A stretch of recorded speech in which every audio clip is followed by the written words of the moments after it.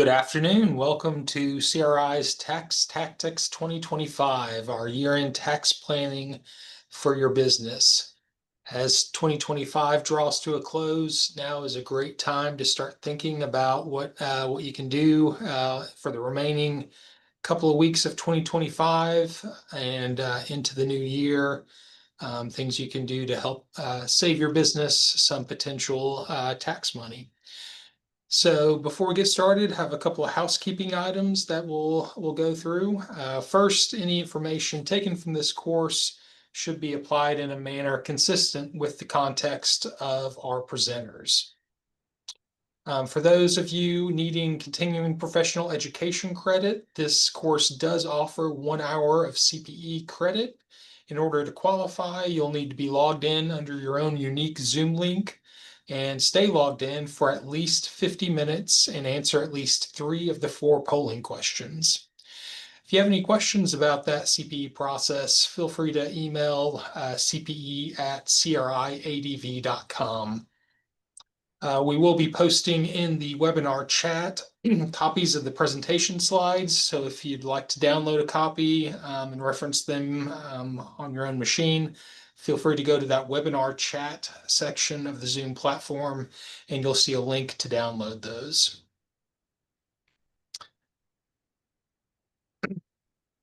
Yeah, you can go ahead. Yeah, here we go. Program description. As mentioned before, the new federal tax legislation that was passed in summer of this past summer had a lot of key changes, a lot of extensions.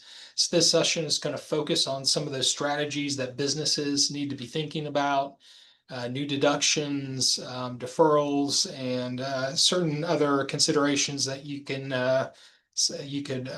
evaluate that could significantly impact both 2025 and 2026. In terms of learning objectives, we're going to cover that big bill I referenced back in the summer, the One Big Beautiful Bill Act, and how its implications have for business.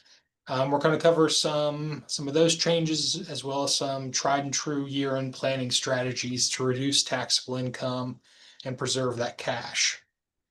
Also going to discuss and analyze how tax policy involving your entity structure can help your business, as well as depreciation methods and various tax credits. And then we're going to cover year-end planning techniques that help you both stay compliant, mitigate risk, but also maximize savings. So we got a full agenda today. As you can see, we're going to start out going through the main features of the One Big Beautiful Bill Act. We're going to cover those asset expensing and depreciation topics.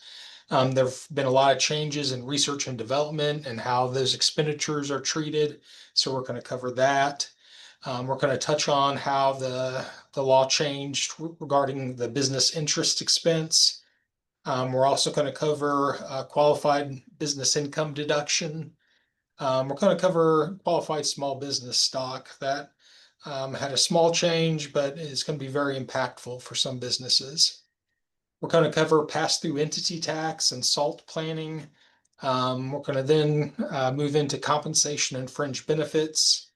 Next topic is kind of the more tried and true, the deferring income and accelerating deductions, your mainstay in tax planning.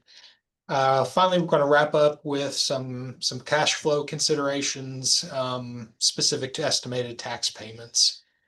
And then time permitting, we'll take questions, but I do encourage you, if you have any questions that arise during the course of the webinar, go ahead and post those in the question and answer section of the Zoom platform, and we'll try and take some of those as the webinar proceeds. With that, I'll introduce the presenters for today. First, I'm Chris Hoffman. I'm the tax service line leader for CRI. I got my master's degree from the University of Tennessee. I enjoy watching my home teams, the Tennessee Titans, as well as my UT Volunteers. I've been traveling to Europe the last 2 summers. I went to Greece this past summer and Italy the summer before.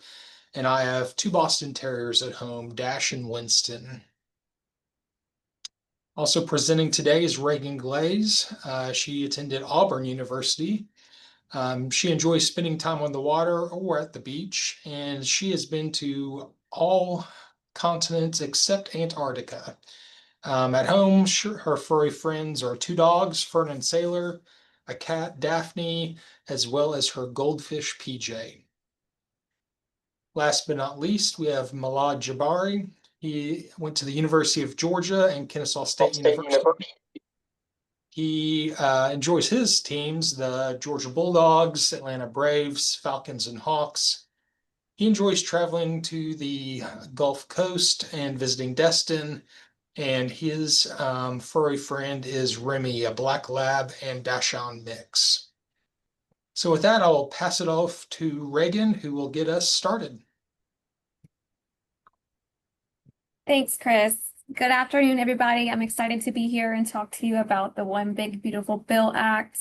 I think Malad and I have decided we're going to call it OB3 just to avoid the tongue twister. So OB3 means we're talking about the One Big Beautiful Bill Act. And that is some legislation that passed on July 4th of this year. And it was a tax package that really extended and modified some provisions from our previous tax legislation, which was the Tax Cuts and Jobs Act. And that legislation was passed in 2017. And those are the rules that we've been operating under for the last 8 years. So like it or love it, we know it. That's how we plan. We're very comfortable with those rules. And so getting to the end of 2025, while we were waiting on this legislation, it's kind of some question marks in planning. And, where do we go from here? Is it going to be more of the same? Are we going to go back to pre-TCJA? If you think back to tax returns in 2016 and before that. So whether you like this bill or love it, we at least have some certainty and we have some direction now. And we know that many of those TCJA components are staying. They're being codified. They're going to be permanent. Otherwise, they would have begun to sunset in 2025. So looking into Q1 of 26 would have been a little bit of mystery from a tax perspective. So we do have some certainty and some preserved, clarified provisions from that TCJA bill. We're going to talk about a lot of them today. Some significant ones are that were no changes to the federal income tax rate. It's going to stay at a flat 21% for C Corps. One of my favorites, the QBI deduction, that section 199A deduction, is great for pass-through owners. It's becoming permanent, so that's a great planning tool. We're going to talk a lot about that today. And then we got no guidance or anything of the sort related to PTET, pass-through entity tax regime. So we're still good to go on our PTET planning. Malad, if you'll change the slide. This is a funding bill, and I think we all understand that when some people get tax cuts, we have to generate tax revenue from other sources. So all are not equal under this bill. It's really going to depend on what you do for a living, whether you like this or you don't like it. Some really sector-specific impacts. So if you listen to the news, this is kind of a clear picture of what this administration hopes to do with the American economy and American business, and industries they hope to bolster and those that they don't. So we've got a lot of provisions that are really meant to favor domestic research and development. We've heard a lot in the news cycle about bringing those kind of things back to U.S. soil. So you can see that in this legislation. We've got expanded asset deductibility, things like 100% bonus depreciation coming back. We've got some stuff for our hospitality industry. You probably have heard no tax on tips, and we've got an expanded tip credit and renewed opportunity zones. On the flip side, some of those clean energy incentives, the tax credits that we got as part of the Inflation Reduction Act, are either going away or they're getting tightened up a lot, so they're harder to get. And that's a little bit out of scope for today, but if you're impacted by that, certainly give us a call so we can plan for that impact. The bill also includes some big cuts to Medicaid, and then also a new excise tax structure on endowments for universities and nonprofit hospitals. So I think the medical industry and the higher education industry will feel the impact of this legislation. We've also got a new 1% floor for charitable. And there's always been kind of a limit on charitable deductions that are deductible. That's a function of your taxable income. But now we've got a floor, meaning you don't get to deduct anything until you hit the floor. So this could have some negative impact for charities as well.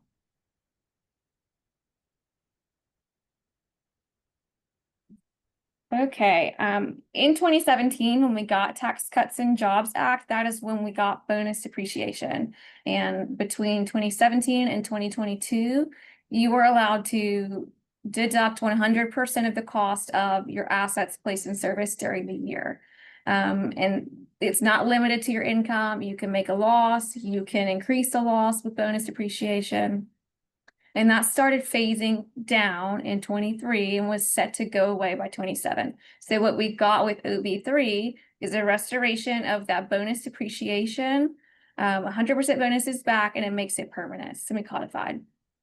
There is a little bit of a date.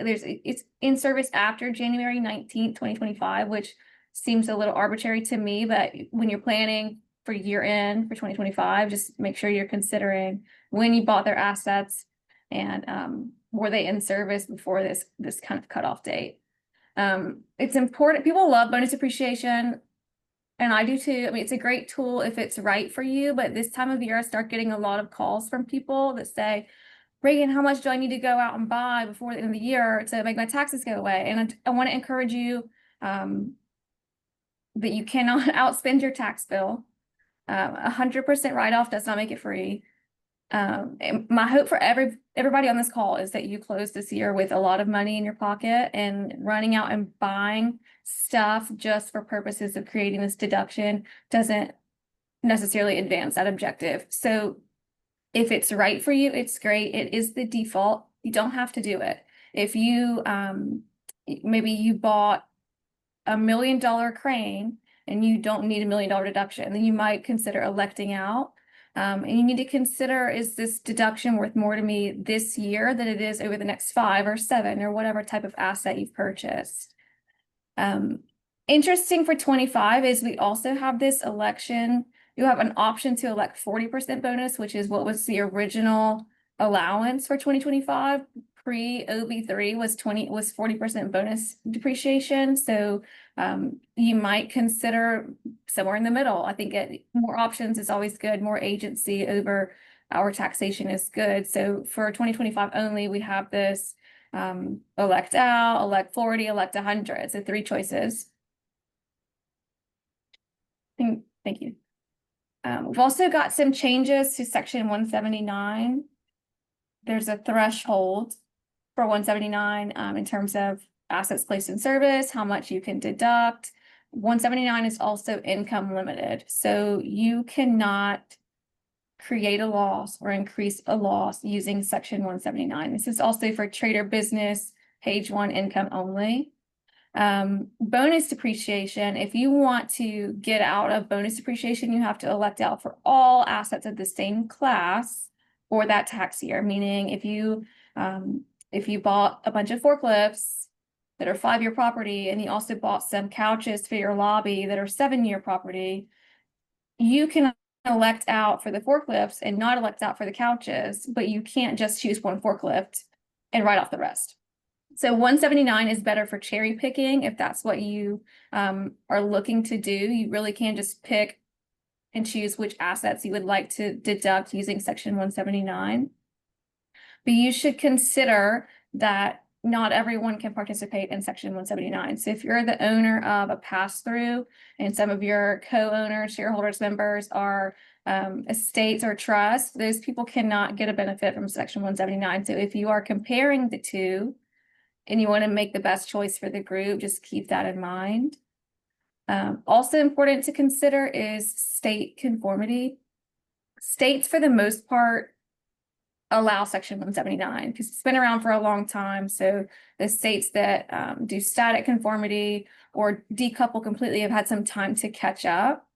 There are, if you live in a state and you pay state income tax in that state, or you do business in other states and you pay those states as well, when you're choosing your depreciation method, you need to understand the state impact. A lot of states have rolling conformities, which means they hitch their wagon to the feds, they're along for the ride, whatever the federal is what we're doing. Other states do static and they conform, but more like as of a moment in time. And a lot of states have not yet passed legislation to catch them up to this post OB3 era. So just look into that while you're making this choice. And if you are in a high tax state, it's extra important. Okay, and this brings us to our first poll question. Thanks, Reagan. What is the default depreciation method for assets placed in service after January 19th of 2025? Is it 80% bonus, 40% bonus, 100% bonus, or none of the above? Give everyone a few moments to reply to this first polling question. Remind everyone that to get a copy of the slides, you can download a PDF from a link in the webinar chat. Also, if you have any questions that arise during the presentation, go ahead and post those in the Q&A section, and we will try and answer some of those during these polling questions. So with that, let's go ahead and look at the results. 78% said 100% bonus depreciation. Reagan, I think that's what you were looking for. That is correct.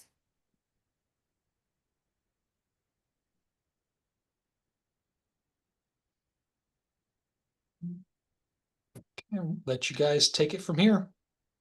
Thanks, Chris.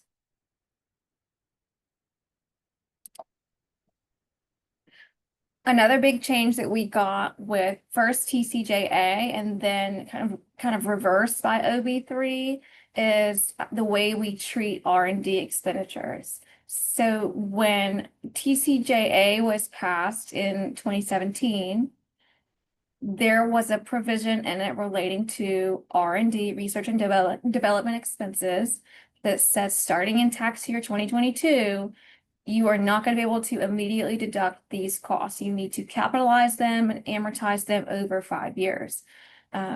We saw it. We thought it was crazy. We thought certainly we'll get legislation to fix it before it becomes an issue in 2022. It never came. So a lot of people in this space were, instead of being able to deduct their ordinary business expenses that support their research efforts, had to capitalize them and amortize them over 5 years. It's created a huge cash flow issue, a big timing issue. So we've been begging for legislation for a fix, and OB3 gave it to us kind of.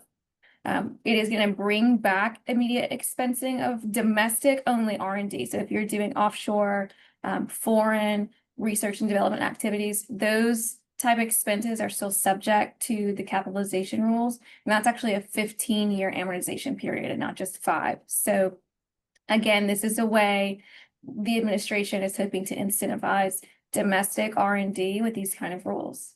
There is a fix for the last 3 years for those taxpayers who've really been suffering under this legislation to go back and deduct those costs like pre-TCJA rules.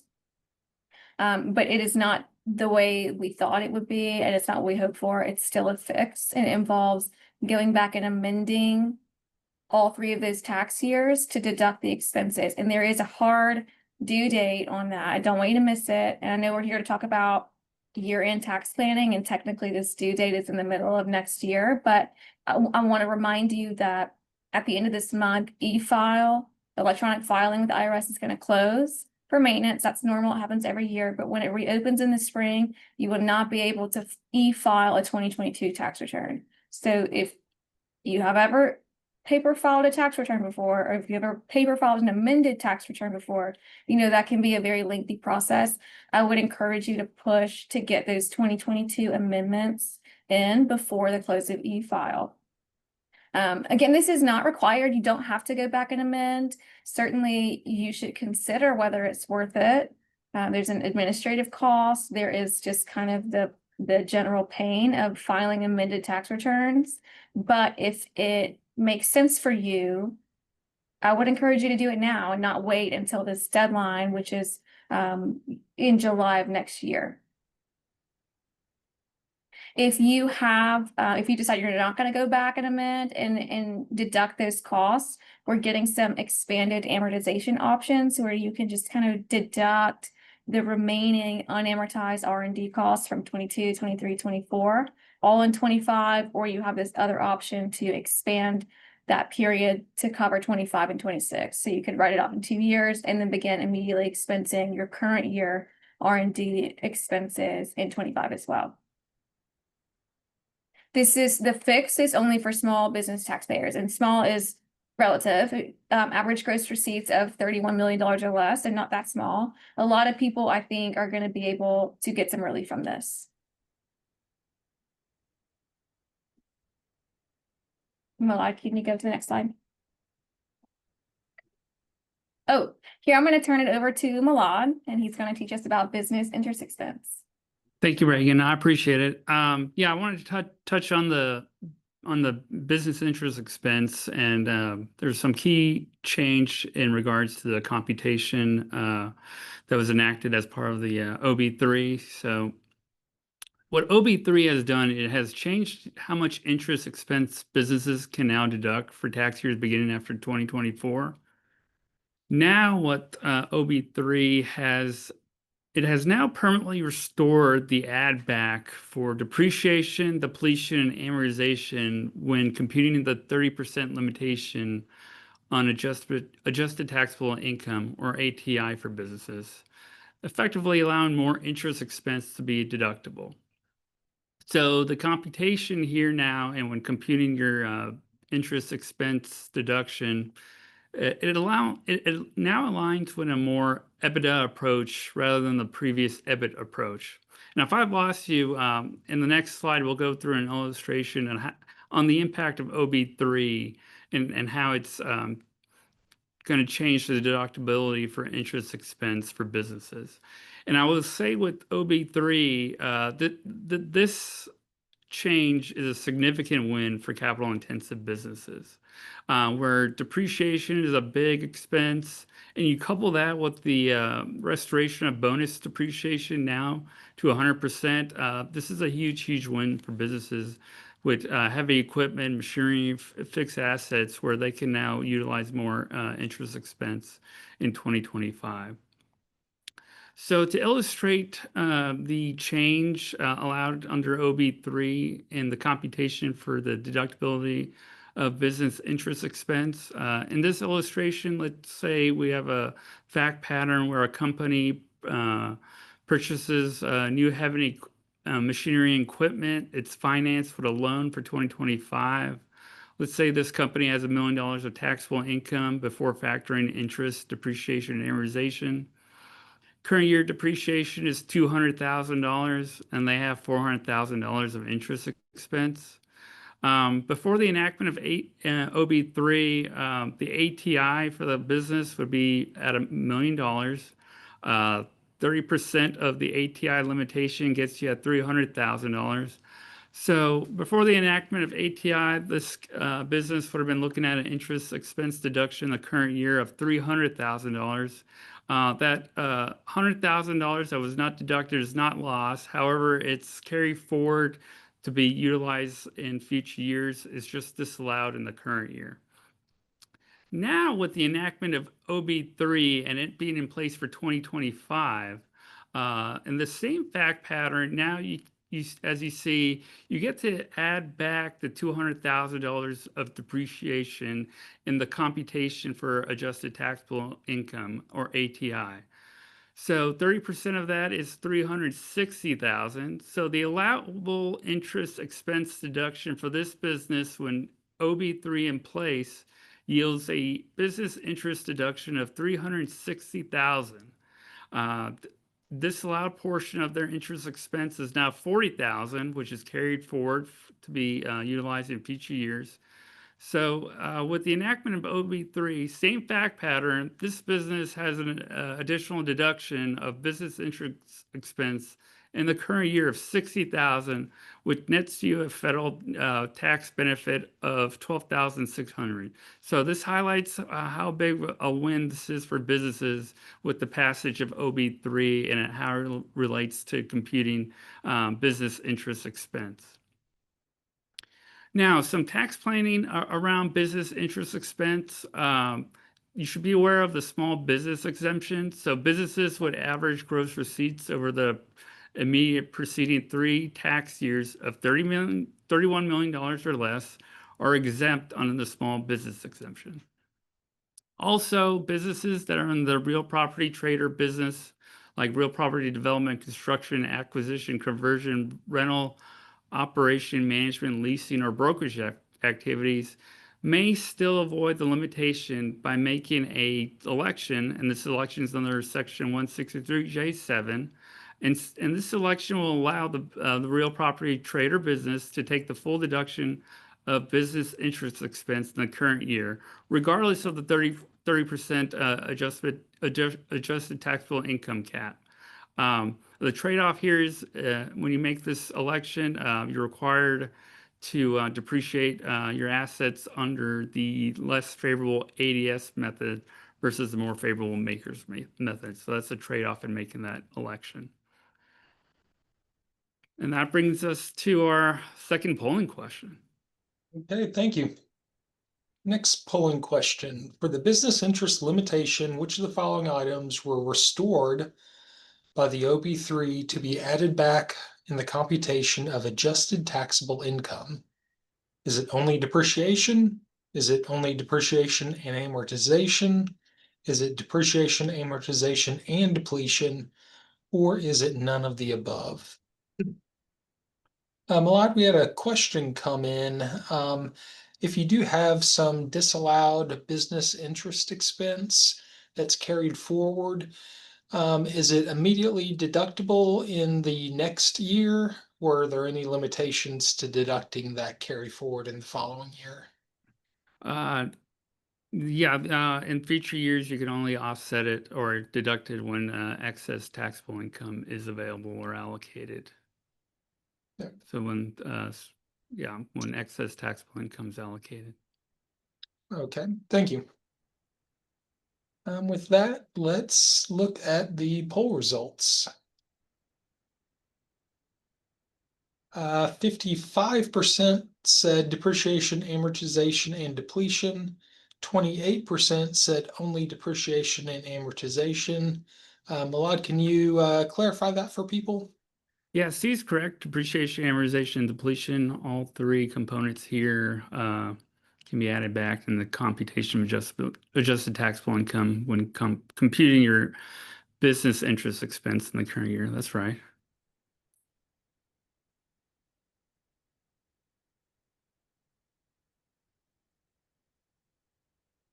Okay, now I wanted to touch on the qualified business income deduction, or affectionately known as the QBI deduction.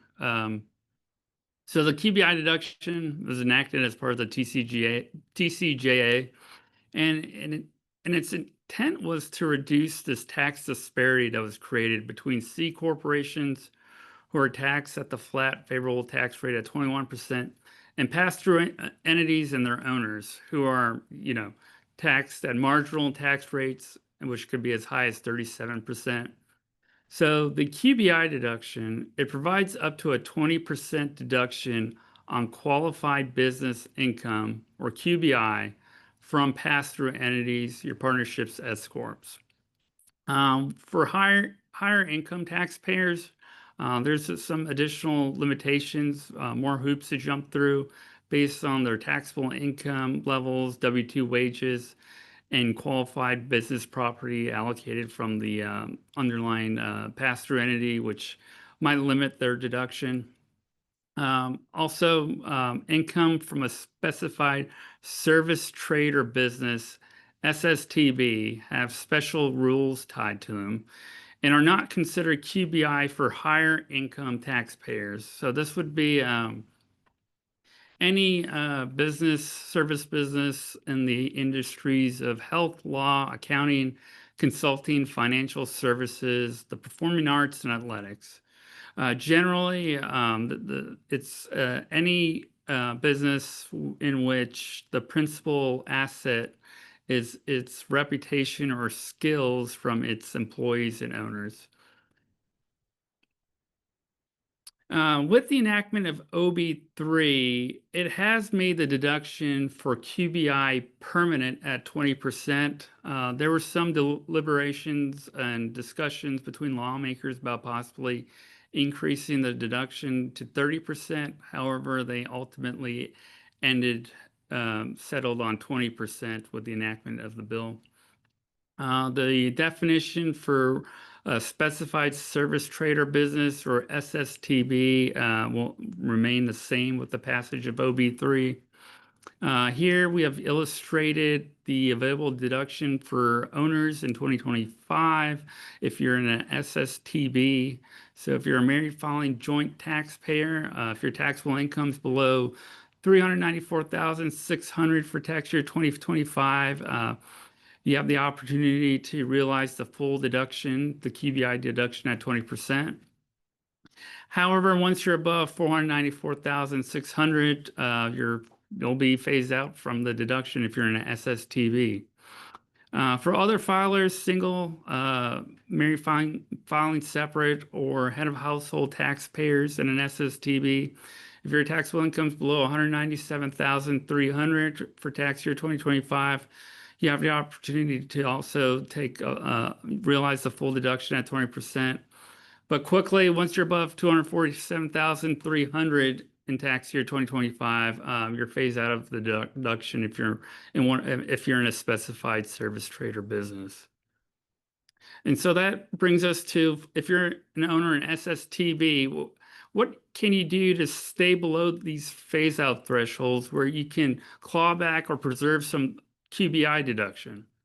Well, strategies, if you're on the cusp of being above the thresholds here, you can look into maximizing your retirement plan contributions, contributing to your SEP Simple or 401k plans, funding your HSAs, making charitable contributions. If there's a nonprofit organization you were thinking about contributing to, you might want to do that before year end. And then we'll touch on this later in the presentation, but there's opportunities to shift income into subsequent tax years, pushing them out into 26, or accelerating deductions when possible to manage your taxable income levels in 2025. So biggest takeaway here is when classifying a business as a specified service trader business, there should be caution exercised when doing that. Classification can make or break the QBI deduction available for business owners. So that's something you might want to discuss with your tax advisor if you have a business that might be classified as an SSTB that might not warrant that classification. Shifting gears a little bit, there has been a change in as part of the passage of OB3 as it relates to qualified small business stock, or QSBS.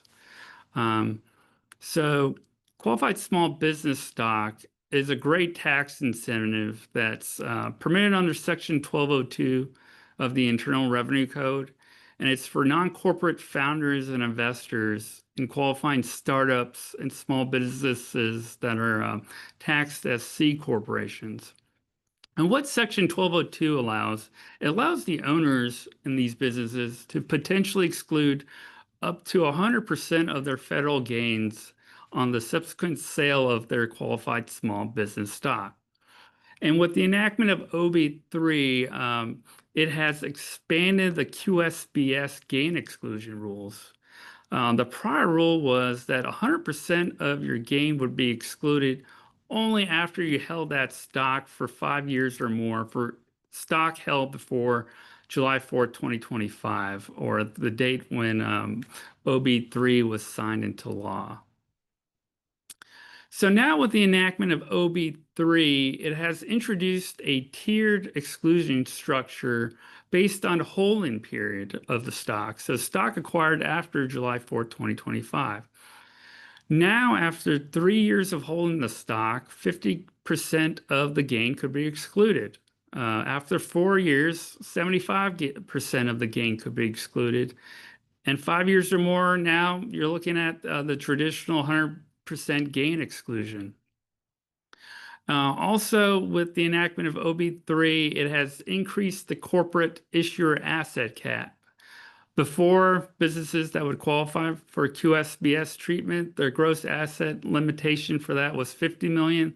That has now been increased to 75 million as part of the enhancements allowed under OB3. And this is going to apply for stock issued after July 4th, 2025. And now I'm going to pass it back to Reagan, who's going to touch on my favorite topic, pass-through entity tax and SALT planning. Thanks, Milad. I don't really believe this is your favorite, but it is very necessary if you think back to pre-TCJA and what a tax return looked like then. You might remember it was much easier to itemize deductions on your personal tax return. That standard was smaller. And one of those categories of itemized deductions was a deduction for state and local taxes. So your state income tax, your car tag, your property tax, all those things. And they really were without any kind of meaningful limit. I mean, once you got to very high income, the total itemized started to phase out, but no limit just on state and local tax. So if you live in a high income tax state, you're getting a very big deduction on your federal tax return for those state taxes paid. Well, when the TCJA was passed, it included the SALT cap, and that was capping that state and local tax deduction to $10,000. And this created a lot of tax for a lot of people in high state tax states. And the states really agreed. Some of them even filed lawsuits, but really felt that their constituents were being overburdened. They were paying too much in tax to the point where they were not spending as much money. So the states were losing sales tax. And so what we started to see, with Connecticut being the first, was states to come forward with a pass-through entity tax regime. And basically, that means if you are the owner of a pass-through entity, you get your K-1, federal and state, and then you go file your tax return and you pay your taxes out of your pocket as the shareholder. This regime, what it does is take your personal tax and shift it upwards to the corporate level. So it now becomes an income tax on the entity. And then on your K-1, you get a credit for taxes paid at the corporate level, or you get some kind of income exclusion for previously taxed income at the corporate level. Every state has a different one. And while it's not perfect, and people with a W-2 don't really participate, doesn't help everyone, it is a very smart solution to a real problem. So I think now we have 36 states doing PTET. And the IRS, we kind of were like, are they going to let us do this? It's kind of crazy. But in 2020, we did get a notice from the IRS that effectively blessed the PTET regime, said, yes, you can do this. Yes, it's a real thing. And we'll get back to you with some rules. Well, we never got anything. So we've just been doing our thing, doing PTET, paying tax at the corporate level, getting the deduction as a business expense. So we're skipping that itemized deduction completely and just taking those tax payments as a business expense on the federal return. And we really have had no rules, no pushback, no follow-up from the IRS. So fast forward to OB3, the first version of this bill included some language that would preclude those SSTB people that Milad was talking about earlier, doctors, lawyers, accountants, those kind of things, would not be able to receive a deduction for their PTET payment. So you can still do it and you can still make the payment and get the credit. It's just not deductible. So that version of the bill did not go anywhere, it got scrapped. In the next version of the bill, what we saw was You can still do PTET, you can still get the credit for the state taxes paid on your behalf, but you can only get a federal deduction for 50% of them. And something that is very important to consider is that would have included things like California franchise tax, New Jersey CBT, things that have always been deductible taxes were now going to come with a 50% limit. So a lot of us that were following the progress of this bill, CPAs, people like me, we were watching it and concerned about this. So the final version of the bill actually has no mention of PTET, no changes. We're still good to go. We're still doing PTET. Also in the bill is an increase to the SALT cap, and SALT cap is very buzzy. You heard it on the news. People talk about it a lot. And I will admit, my first thought was, if we're getting rid of the SALT cap, can we stop doing PTET? Because it's an administrative burden, and it's a lot of guesswork, and it's time sensitive because it needs to be done before the year end. But the answer is no. You still need to do PTET. You cannot forget that. Malab, will you go to the next slide? Thank you. So the limitation is going from 10 to 40. 40 is a lot. That's a pretty good deduction. But it starts to be phased out with taxpayers with AGI over 500. And then by the time you get to 600 in AGI, it's phased all the way back down to 10. So it's really not a meaningful increase for the folks that are paying $40,000 or more in state and local taxes. Meaning, if you have the ability, you're a business owner, a pass-through owner, you still need to be considering PTET. I do think that there is probably a small bucket of people where your state tax dollars are worth more to you on Schedule A than as a business expense. But that's something you got to talk to your CPA with. You put it in Excel, look at it both ways and figure out what works best. But do not forget PTET. Even if you're accrual basis, PTET is largely cash basis if you want to get that deduction in 25 for your 25 state taxes paid. So this is something you need to elect and pay in. However you do it in your state, they're all different by the end of the year.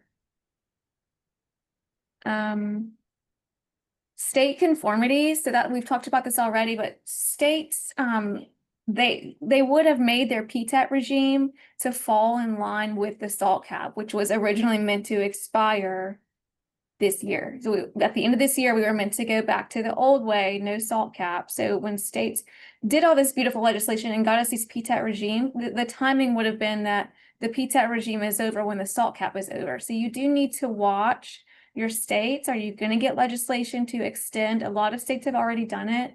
And my unofficial as a friend advice would be to pretend you're going to get the legislation that you need and don't miss these deadlines.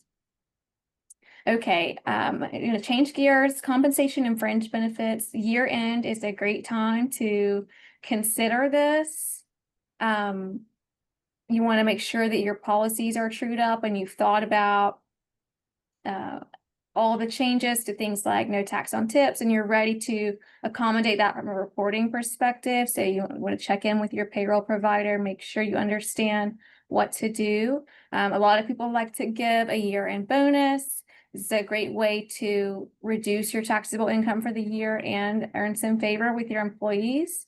And there are a few specific compensation fringe benefits that I want to discuss today. And the first one is the tax exclusion for employer repayments of student loans. In practice, I don't see this a lot, but I really like it. I think it's a great benefit for employees and really for employers. This means that you can, as part of an employee's compensation, instead of putting this $5,250 on their W-2, you can pay it straight to their student loan servicer.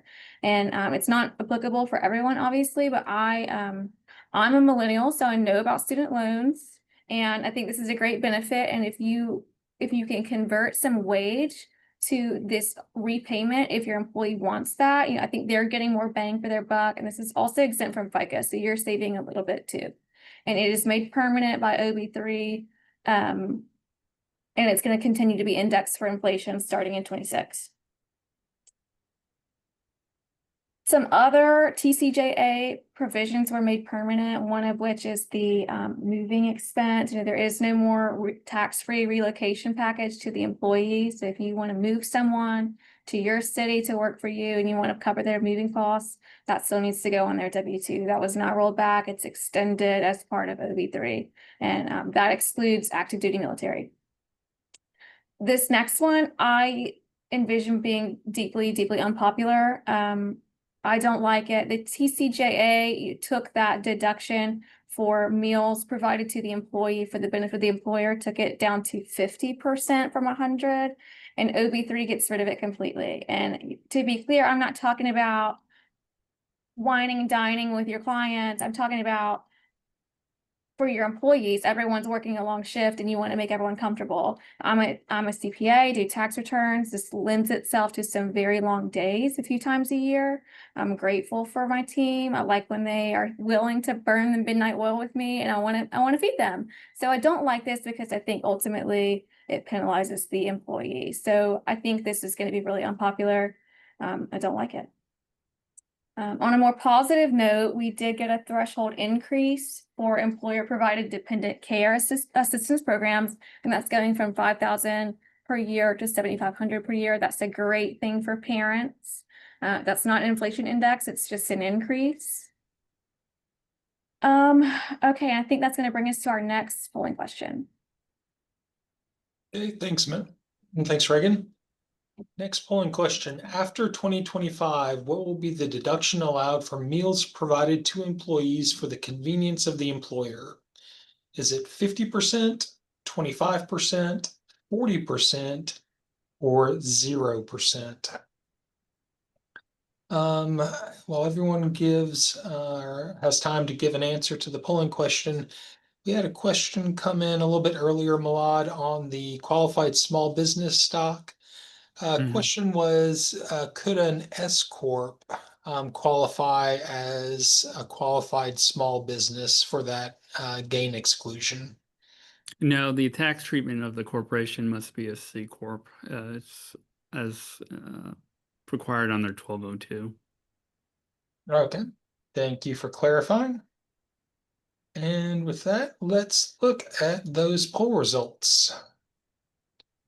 64% say none will be deductible, 30% said 50% deductible. Reagan, can you clarify that for folks? Yes, unfortunately, it is 0%. So meals provided to employees for the convenience of the employer are going to be 0% deductible.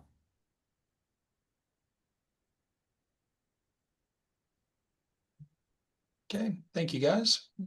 Okay, so we've covered some key changes brought about with the passage of OB3 for this current tax year. I'm now going to shift gears and discuss some traditional year-end tax planning for your business as it relates to deferring income and accelerating deductions.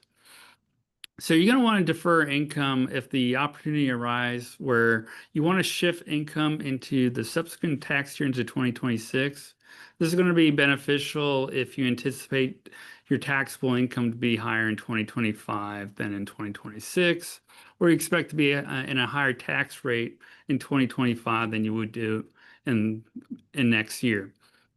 One method to do this, where you could shift income, you can delay your billings or collections until January of the following year. If cash flow allows it, that is an option. Another option in shifting income into 2026, consider postponing asset sales or any asset that has appreciated in value, where you can delay that capital gain recognition until the following year. And that is another option. When you're trying to balance out deferring income, you're going to also consider how you can accelerate deductions into 2025. One way to go about doing that is purchasing and placing in service qualified property to claim that nice bonus depreciation that Reagan discussed earlier in the presentation, which is now set at 100% or immediate asset expensing that's allowed under Section 179. So if you need a heavy machinery or equipment for your business, instead of delaying it or delaying the purchase into Q1, you might want to purchase that bad boy by the end of the year so you can realize that tax savings sooner than you would do if you had purchased it in Q1 of 26. Another option is prepay your deductible expenses, your rents, your insurance, utilities, or supplies. Pay them down by the end of the year in December. This is going to be available for your cash method taxpayers. You can also consider making charitable contributions by year end as well. If there's a charity or nonprofit you're considering, you might want to make that contribution by December 31st if you want to realize the tax savings sooner. And also, if you're considering paying your bonuses to employees, if you're a cash basis taxpayer, you need to pay the bonuses to your employees by December 31st so you can realize the tax savings with that sooner than later. And for accrual basis taxpayers, you have the option if it's paid within 2.5 months after year end. So if you're a calendar year accrual basis taxpayer, you have until March 15th to pay those bonuses to your employees to realize the tax savings for 2025. Also, as part of your year-end procedures for tax planning, make an effort to analyze your outstanding accounts receivables by year-end.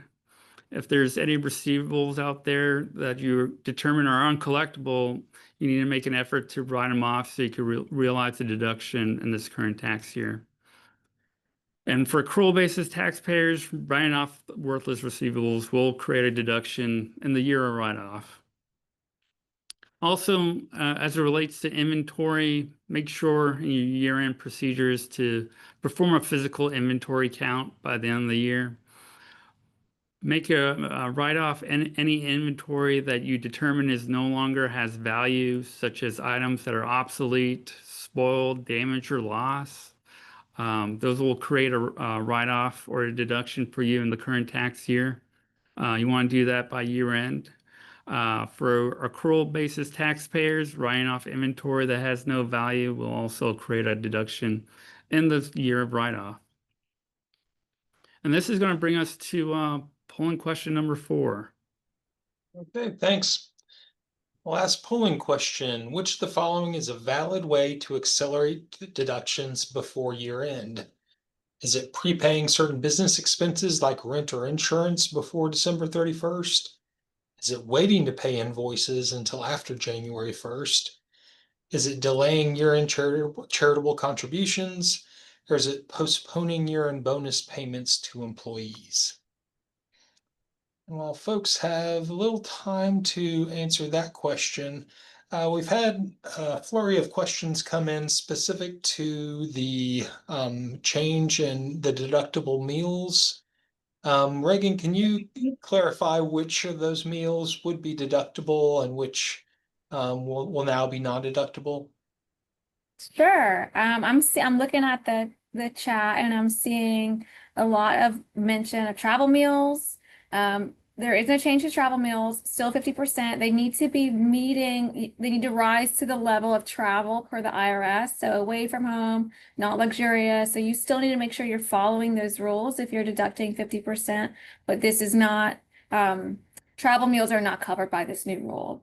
And I'm seeing birthday lunches. I would I would think birthday lunches are probably going to zero unless you're throwing a birthday party. You can still get a 100% deduction for a company party if you're rising to that company party IRS definition. So, but a birthday lunch with just a few employees, not your entire office. And yeah, I think that falls under the 0% rules. Okay, thanks, Reagan. Let's look at those poll results. 87% said prepaying certain business expenses like rent or insurance before December 31st. Malad, I think that's probably the answer you were looking for. Yeah, that's perfectly right. It's A, prepaying certain business expenses like rent or insurance before December 31st. Yeah, it looks like we have some smart listeners out there. I want to take credit, but I know myself.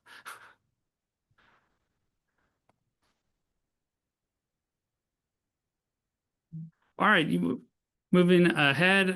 Lastly, wanted to touch on you can't have a year-end tax presentation without also discussing making estimated tax payments and the compliance therein. I want to touch on C corporations. Um, C corporations must make quarterly estimated tax payments based on one of the following methods. If you don't follow one of these methods, you expose yourself to underpayment of tax penalties. So C corporations must pay in on a quarterly basis 100% of the current year tax or 100% of the prior year tax on a quarterly installment basis, only if the taxable income was $1 million or less during any of the immediately 3 preceding tax years.